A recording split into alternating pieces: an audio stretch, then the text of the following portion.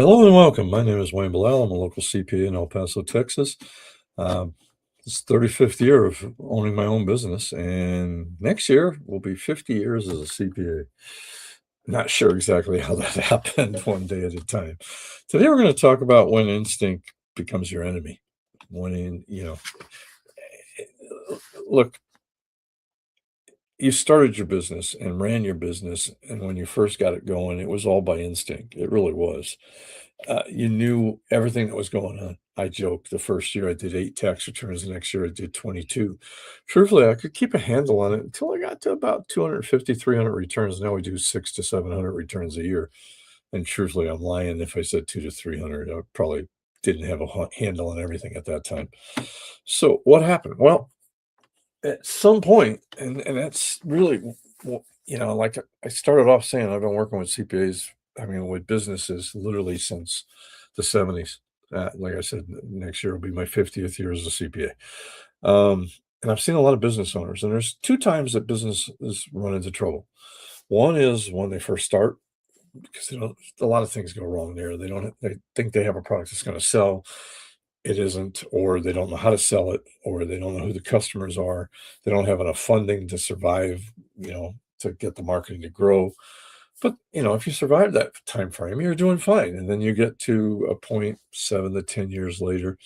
Tends to be, I can almost tell you exactly when it happens. If you're in the service industry, like CPA, doctor, lawyer, engineer, architects, somewhere around 500,000 in billing, sometimes a little less, 5 employees. Once you get above that, you're in trouble. You start to get in trouble. You won't see the signs right away. It just starts. If you're manufacturing, construction, retail, you'll see it a little later, usually around 1 million to 2 million in sales and 10 to 15, 20 employees. So what's happening? Well, what causes them to get in trouble is your instincts aren't enough anymore. Okay, it's really that simple. And I can give you a couple of examples of things that very successful business owners missed. All right. I got a construction guy who has two different companies. He's very active in one because it needs to be, and he bought another one. He was a majority owner and had a couple of managers there. Not quite as active in that one. Slightly different. They both got large contracts, so we're talking multi-million dollar contracts. Um, his main company, we look at it quarterly and at least 2 or 3 times a year, usually at least three, sometimes 4 times a year. We're doing a financial statement and meeting with him and going over it. He's getting good numbers, even from his staff. The other company, not so much. Well, they're kicking out financials. The guy does a good job. No one's looking at him. So I was sitting down looking at it when I was doing the tax return, because I was only seeing it once a year. Um, and I happened to notice, yeah, I've got 25, $30 million in sales and almost 2.5 million in equipment rent. I'm like, wow, because I know the owner and his other company, he buys just about all his equipment. So I brought it to his attention, and what he saw was, heck, half that equipment they were renting, he wasn't using all the time and had it in his yard.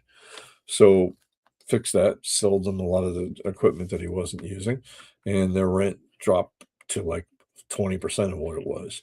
Another company, this is a different one, shows you the difference in how the two work. They actually hired me to look at their books on a quarterly basis. We go through the financials on a quarterly basis. I noticed in one of their sales that they had sales coming from mainly 5 or 6 different areas. Um, in one of them, I noticed a major drop in one quarter. Yeah. Now, good financial statements not only answer questions, they ask questions. And my question is, what happened here?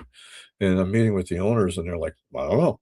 So they call the office and talk to the salespeople, and they're like, oh, yeah, this main customer, um, they got a new buyer, the person who places the orders in one of their customers' companies had changed, and he was no longer buying from them.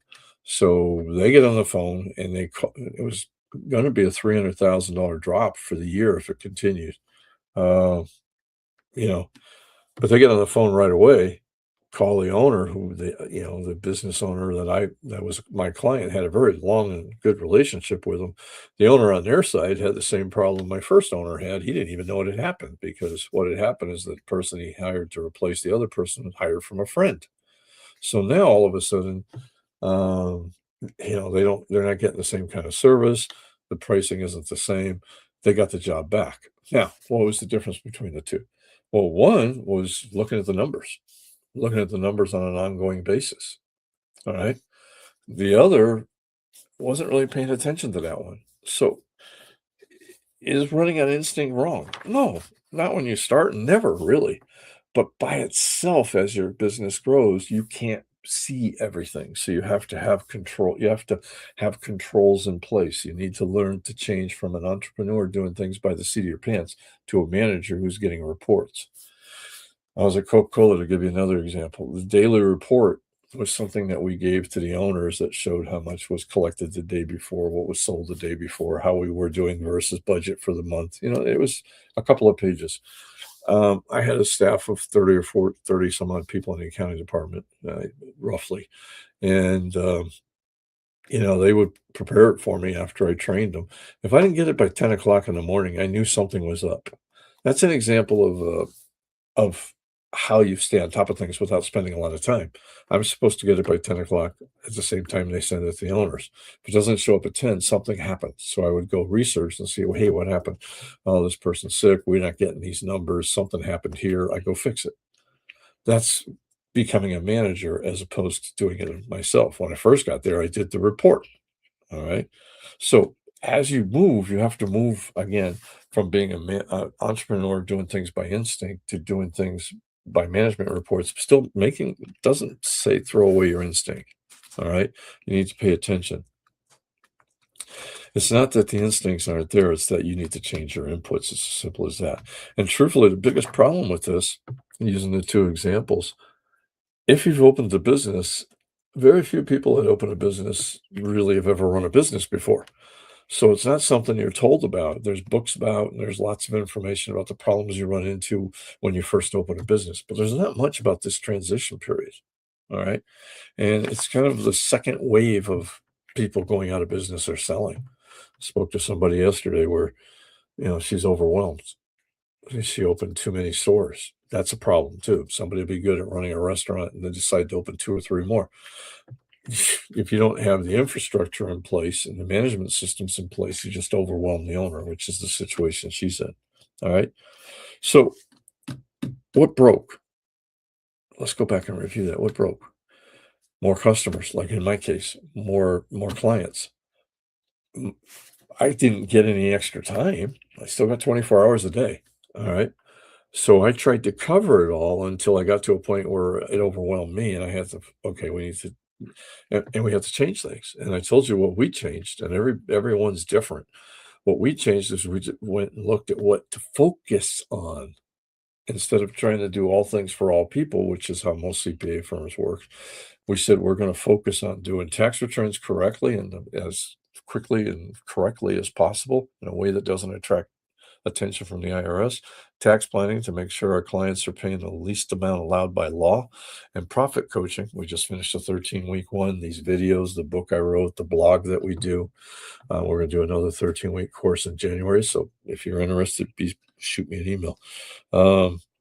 So we started to focus more and get help and put systems in place that I'm now managing. All right. I have a simple way to, and I'm a strong believer in keep it simple, stupid, because if we're too busy as business owners. So you need quick things that you're going to look at. All right. But that you can look at quickly. All right. So for example, I give a discount or the hot tickets I talked about, which is every time there's an error, put a ticket together on what the error was, how it was solved, make sure the client was followed up with. Maybe the owner makes a call. Hey, is everything all right? We like to make what you so you don't lose the customer. But you accumulate these hot tickets and say, wow, I'm seeing the same type of error all the time. How do I make sure that's fixed? All right. So you're starting to put systems in place. All right. Um, it's really to simplify it. It's not a matter of more hours. It's not a matter of of throwing away your instinct. It's more that you have to put a system in place that someone's looking at key things. So so that you know when your largest customer's walking away, and when that you somebody's looking at and seeing that, wow, we're renting a whole ton of equipment. Maybe we should be buying some. All right.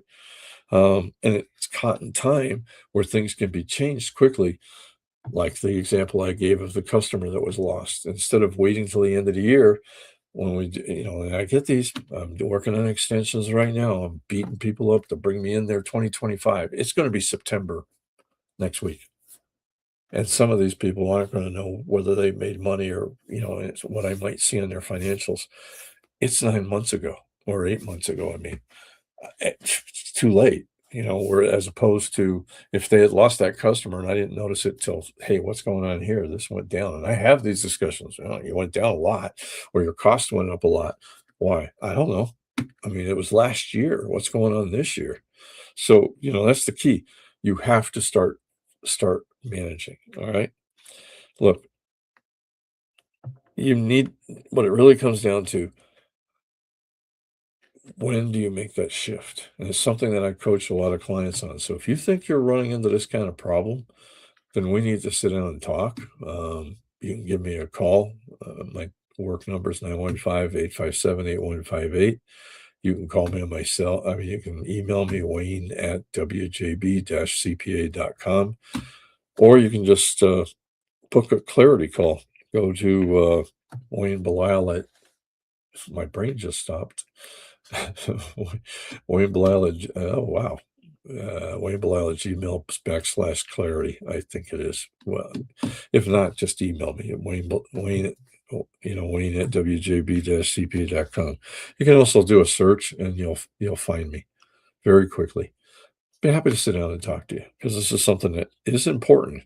And if you feel like you're out of control or you're making more mistakes or you're taking longer to get the work done, yeah, you're starting to run into this problem where you have instinct isn't enough. You need to combine instinct with managerial tools and reports. I could go on. I got other ideas. I mean, other examples of people that have messed up that happened this week. Didn't have a cash flow budget in place. All of a sudden, it's in a crunch. Now I'm sending them to a bankruptcy attorney. Should have caught it a year ago. All right. Again, if you're not doing it, get, call a CPA, call somebody that can help you. Don't be afraid to spend a little bit of money to have them meet with you 2-3 times a year. Hey, until next time, this is Wayne Belisle saying, let's make this our most profitable year ever. God bless. Have a great weekend. See you at church. Bye. And we're out of here, maybe.